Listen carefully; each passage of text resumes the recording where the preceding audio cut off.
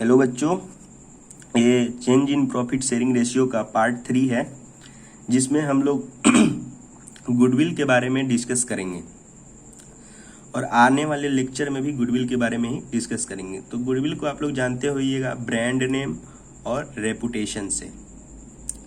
तो गुडविल का मतलब यही होता है, या तो रेपुटेशन या ब्रांड नेम। तो इसका डिफिनीशन देखते हैं। Goodwill is nothing more than the probability that old customers will reserve to the old place. मतलब गुडविल कुछ भी नहीं है सिवाय इसके प्रोबेबिलिटी के कि ओल्ड कस्टमर वो ओल्ड प्लेस पे ही जाएंगे। जैसे देखिए एक समोसा वाला है, उसका प्रोडक्ट आपको बहुत अच्छा लगता है, मतलब उसका क्वालिटी बहुत अच्छा लगता है, उसका समोसा बहुत अच्छा होता है, तो आप बार बार वहीं पे समोसा लेने जाते हैं, तो वही उसका गुडविल हुआ। उसके बाद क्या है, features of goodwill. Goodwill is an intangible assets. Goodwill को टच नहीं कर सकते हैं, इसीलिए वो इंटेंजिबल एसेट्स है। Goodwill is not a fictitious asset. Goodwill एक फिक्टिशियस एसेट नहीं है, वो काल्पनिक एसेट नहीं है। Goodwill is not a fictitious assets. दूसरा क्या है, value of goodwills depends upon subjective judgement of valuer. Subjective judgement of valuer. तो देखिए यहाँ पे जैसे हल्दीराम है, उसका गुडविल का वैल्यू 1500 करोड़ है, तो हम लोग ये नहीं बोल सकते हैं उसका गुडविल का वैल्यू एग्जैक्ट 1500 करोड़ है। ये वैल्यूअर टू वैल्यूअर चेंज होता है। तो हम लोग को इस चैप्टर में वैल्यूअर बनाया गया है और हमको क्या फाइंड करना है, we have to find the value of goodwill. So in this chapter we are the valuer and we have to find the value of goodwill. So देखिए टाइप्स ऑफ गुडविल। गुडविल का क्या types है। Purchase goodwill, it arises on the purchase of business. जैसे कि देखिए ये हल्दीराम का brand name है 1500 करोड़ का, और यहाँ पे आप गए पैसा लेके और इसका खरीद लिए ब्रांड नेम, और आप अपना बिजनेस रन करने लगे, तो इसी को क्या बोलेंगे, परचेज गुडविल बोलेंगे। और परचेज गुडविल क्या होता है, it is the asset for the company. ये क्या होता है, कंपनी का एसेट्स होता है। दूसरा क्या है, this goodwill is generally amortised within the 10 years और within the life of goodwill. मतलब हर एसेट की तरह गुडविल को भी डेप्रिशिएट करते हैं। तो जो भी इंटेंजिबल एसेट होता है, गुडविल एक इंटेंजिबल एसेट है, उसमें डेप्रिशिएशन वर्ड यूज नहीं करते, उसको एमोर्टाइजेशन वर्ड यूज करते हैं।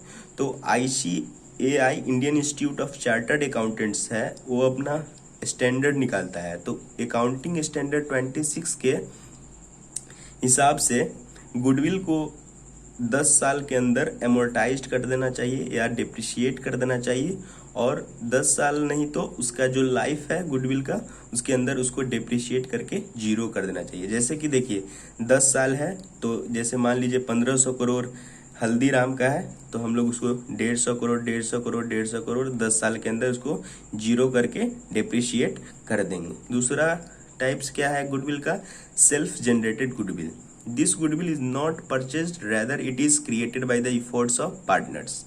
ये जो गुडविल है ये परचेज किया नहीं जाता, ये पार्टनर्स के एफर्ट्स से जनरेटेड रहता है। मतलब जैसे कि पार्टनर्स के एफर्ट्स से क्रिएट किया गया रहता है। जैसे कि हम लोग इफिशिएंट मैनेजमेंट करते हैं, सब पार्टनर्स मिलके अपने प्रोडक्ट का कॉस्ट बहुत ही कम रखते हैं, बहुत ही लेस प्राइस पे बेचते हैं, तो उसी इफिशिएंट मैनेजमेंट करते बहुत सारा इफर्ट्स लगाते हैं गुडविल की क्रिएट करने में, कस्टमर के साथ अच्छा रिलेशन रखते हैं, बहुत सारे साल तक इफर्ट्स लगा के जो गुडविल क्रिएट करते हैं उसको क्या बोलते हैं, सेल्फ जनरेटेड गुडविल। तो Indian institute of chartered accounting standard के हिसाब से सेल्फ जनरेटेड गुडविल को एसेट अपने बुक के फर्म में नहीं नोट किया जाता है, क्योंकि इस मेहनत ये एफर्ट्स के द्वारा बना होता है, मतलब अपने मेहनत से जनरेट किया हुआ गुडविल है इसमें, और मेहनत का कोई भी मॉनेटरी वैल्यू नहीं होता है। अब अगला टॉपिक है कि need for valuation of goodwill. मतलब गुडविल को हम लोग वैल्यू करना क्यों जरूरत है, मतलब गुडविल का वैल्यूएशन करना क्यों जरूरी है। तो देखिए पहला तो है change in profit sharing ratio among partner. जैसे कि ABC एक पार्टनर्स है, उसका प्रॉफिट शेयरिंग रेशियो है 1:2:3, और वो चेंज करना चाहता है 4:5:6 में, मतलब अपना प्रॉफिट शेयरिंग रेशियो चेंज करना चाहता है, तो उस टाइम हम लोग को क्या करना पड़ेगा, गुडविल को मतलब वैल्यूएशन करना पड़ेगा। दूसरा क्या है, एडमिशन ऑफ न्यू पार्टनर। कोई भी ABC जैसे पार्टनर है और D पार्टनर एडमिट होना चाहता है, तो उस टाइम भी अपने गुडविल का वैल्यूएशन करेंगे। तीसरा पॉइंट क्या है कि रिटायरमेंट ऑफ पार्टनर और डेथ ऑफ पार्टनर। जैसे कि ABCD फर्म है, मतलब सॉरी ABCD पार्टनर्स है, और इसमें से C है जो पार्टनर वो रिटायर हो रहा है, तो उस टाइम भी हम लोग गुडविल का वैल्यू करेंगे। और मान लीजिए ABCD है और इसमें से D मर गया, तो उस टाइम भी हम लोग गुडविल का वैल्यूएशन करेंगे। दूसरा क्या है, व्हेन फर्म इज सोल्ड। जब फर्म को हम लोग बेच देते हैं उस टाइम भी गुडविल का वैल्यूएशन करते हैं। दूसरा क्या है, when two firms amalgamate. Amalgamate मतलब क्या होता है, मर्ज होना। जैसे कि A फर्म है और B फर्म है, दोनों फर्म मर्ज हो गया तो उसको क्या बोलेंगे, एमलगेमेट हो गया। तो जब दोनों फर्म मर्ज होता है तब पर उस टाइम भी हम लोग गुडविल का वैल्यूएशन करते हैं। तीसरा क्या है, when firm is converted into company. Firm जब कंपनी के में कन्वर्ट हो जाता है उस टाइम भी हम लोग गुडविल का वैल्यूएशन करते हैं। तो क्वेश्चन आप लोग को बस ये 3 पॉइंट या 2 पॉइंट याद करने से नहीं होगा, पूरा पॉइंट्स को आप लोग को याद करना पड़ेगा, क्योंकि क्वेश्चन ऐसे नहीं पूछता है कि what is the need for valuation of goodwill. Question ऐसे पूछता है कि state 3 points why valuation of goodwill is necessary, except change in profit sharing ratio, admission of partner and retirement of partner. मतलब ये 3 पॉइंट्स को छोड़ के, change in profit sharing ratio, admission of partner, retirement of partner, बाकी 3 point बताइए जिससे goodwill का value किया जाता है। तो आप लोग ये 6 पॉइंट ही पूरा 6 के 6 याद करना पड़ेगा। अब दूसरा टॉपिक है कि factors affecting value of goodwill. मतलब गुडविल कैसे क्रिएट होता है और क्या क्या फैक्टर्स होता है गुडविल के क्रिएशन में। तो देखिए, जैसे कि एक समोसा वाला है, इसका गुडविल का वैल्यू है 10,000, और ये हल्दीराम है इसका कितना है 20,000। तो हल्दीराम का क्यों ज़्यादा है और समोसा वाला का क्यों कम है, तो वही हम इस सब फैक्टर्स के में देखेंगे कि क्यों कम है क्यों ज़्यादा है इस एग्जाम्पल से।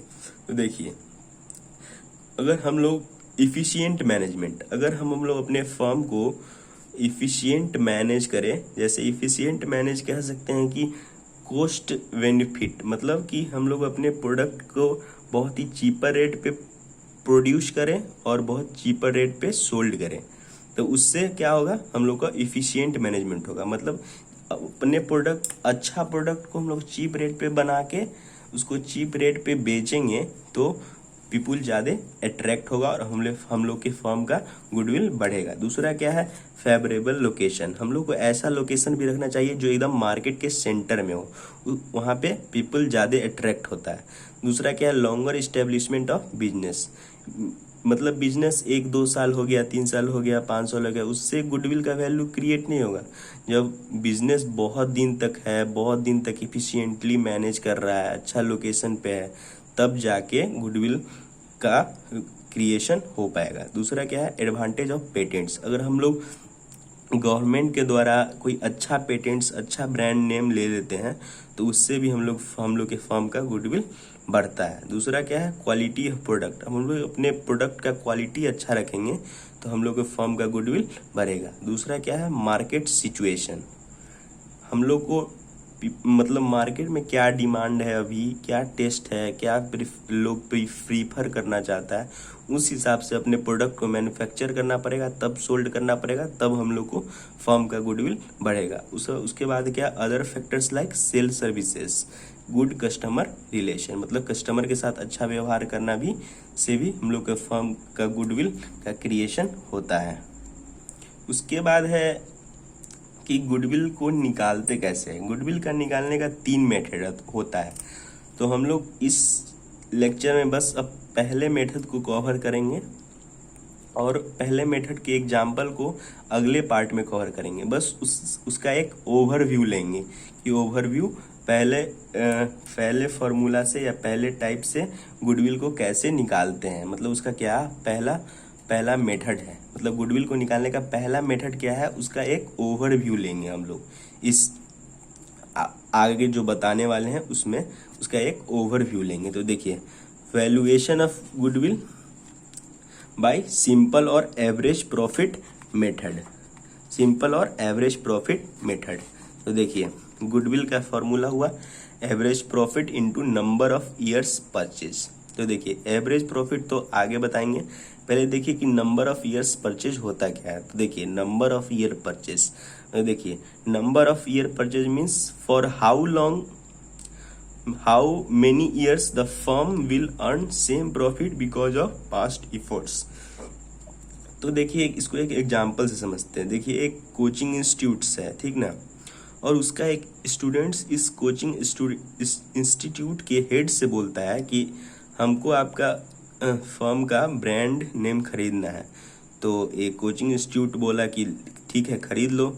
तो फिर ये स्टूडेंट्स बोलता है कि हम आपके ब्रांड नेम से कोई भी इफोर्ट लगाए कितने दिन तक हम सेम प्रॉफिट कमा सकते हैं। तो ये कोचिंग इंस्टीट्यूट वाला बोलता है 4 साल, 4 साल तक तुम मेरे ब्रांड नेम से बिना कोई इफोर्ट लगाए प्रॉफिट कमा सकता है।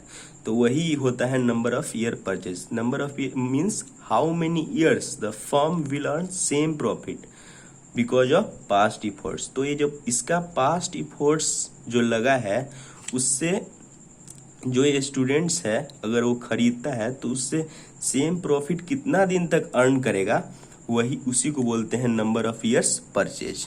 अब आगे देखिए कि एवरेज प्रॉफिट कैसे निकालते हैं। एवरेज प्रॉफिट कैसे निकालते हैं, इसमें तो देख लीजिए कि इसका फॉर्मूला क्या होता है, average profit into number of year purchase. तो इस एग्जांपल में कितना बताया है कोचिंग इंस्टीट्यूट वाला कि 4 ईयर है नंबर ऑफ ईयर परचेज। एक मान लीजिए हम एग्जांपल से आपको बता रहे हैं, तो नंबर ऑफ ईयर परचेज तो आप समझ गए कि सेम प्रॉफिट कितना दिन तक कमा सकता है किसी के पास्ट इफोर्ट्स से।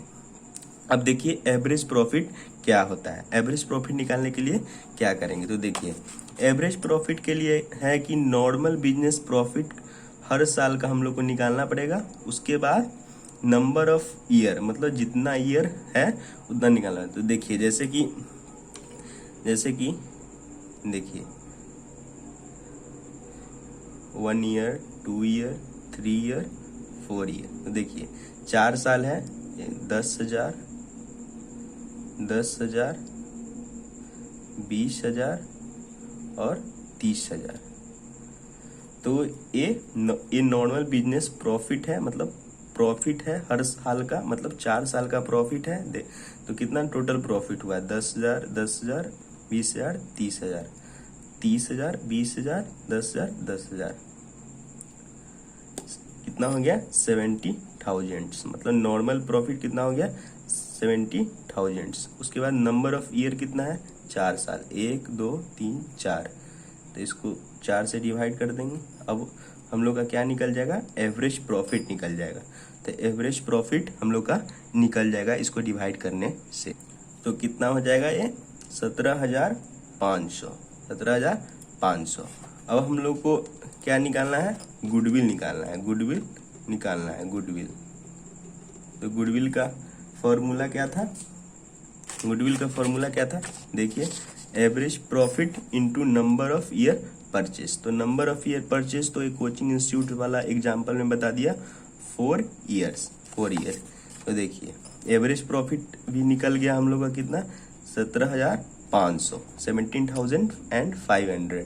तो देखिए 17,500 into 4, average profit into number of years purchase. तो कितना हो जाएगा, फिर से अगेन हो जाएगा 70,000। तो गुडविल का वैल्यू कितना हो जाएगा 70,000।